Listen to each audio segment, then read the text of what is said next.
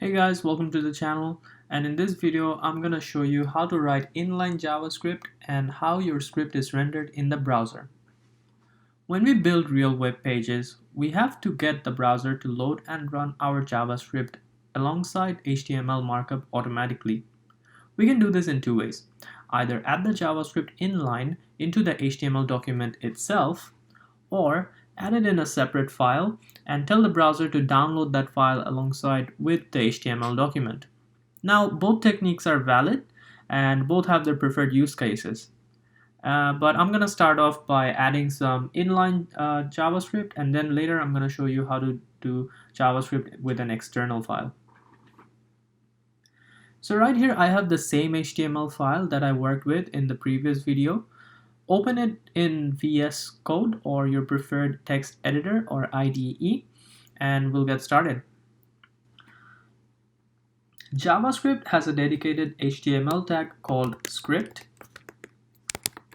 which we use to wrap around the actual JavaScript code.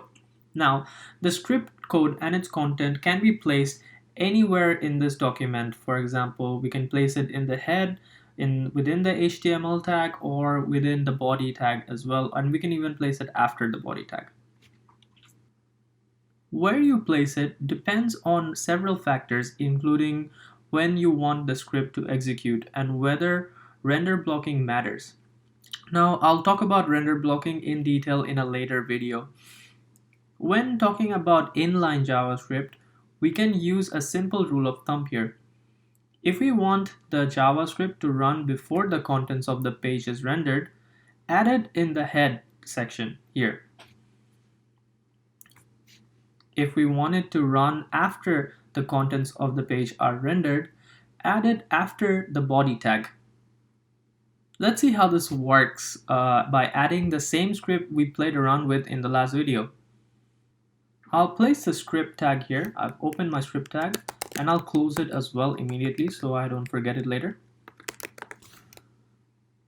And I'm gonna write the same code I wrote in the last video. So I'm gonna say var date equals new date,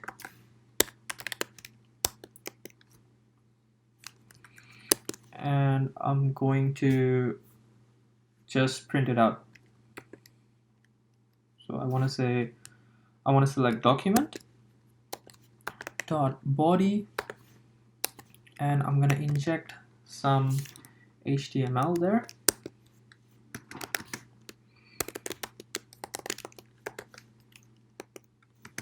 I'm going to print out the date.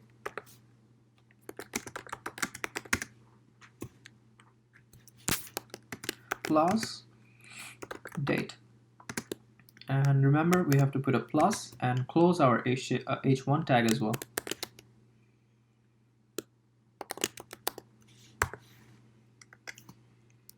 So if I save it and go to my browser, and I just want to hit refresh, and I can see today's date is being printed. But what happens if we grab the script element and its contents, cut it out, and place it before our body element? So I'm going to place it in the head tag. Before I run it in the browser, can you guess what's going to happen in the browser? Is it going to print the h1 tag? Make an educated guess. Major decision? Alright, let's test it out and see what happens. So I'm going to hit refresh, and nothing happens. So let's open the inspect elements here and see what's going on there. We can see on the top right corner here that it's giving me an error, uncaught type error, cannot set properties of inner HTML of null. Now, what does that mean? Well, if we think like a browser, it makes sense. The browser gets the HTML document and reads it from the top.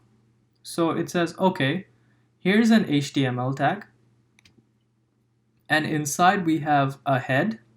Here's some meta content and the title, and here we have a script. Alright, let's run the script.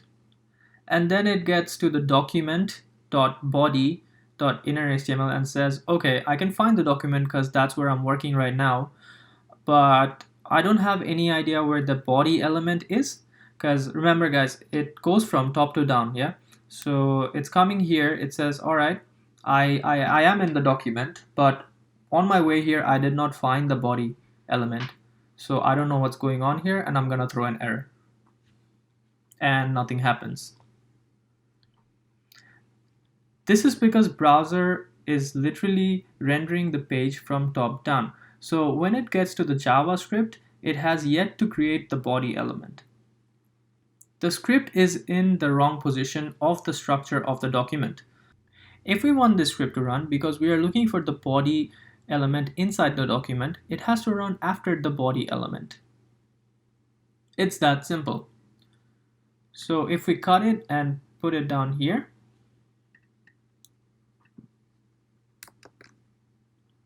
put it after the body, or even if you put it in the body right after the body tag starts, it's gonna work as well, but I'm gonna put it after the body. I'll save it and let's see if it works. And it does. I can even show you the view page source so that you can see it actually matches what I wrote in my script, and as you can see, it's exactly what I wrote here.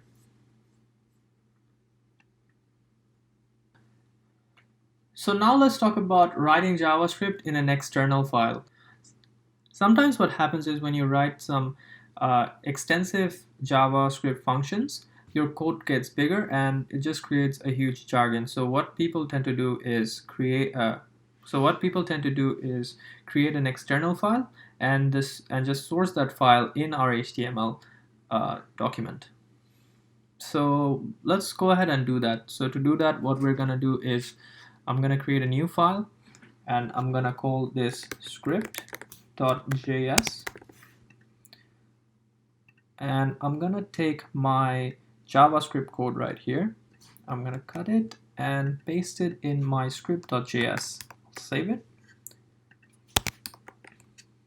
and go to my HTML. I'm going to source my script.js to my index.html.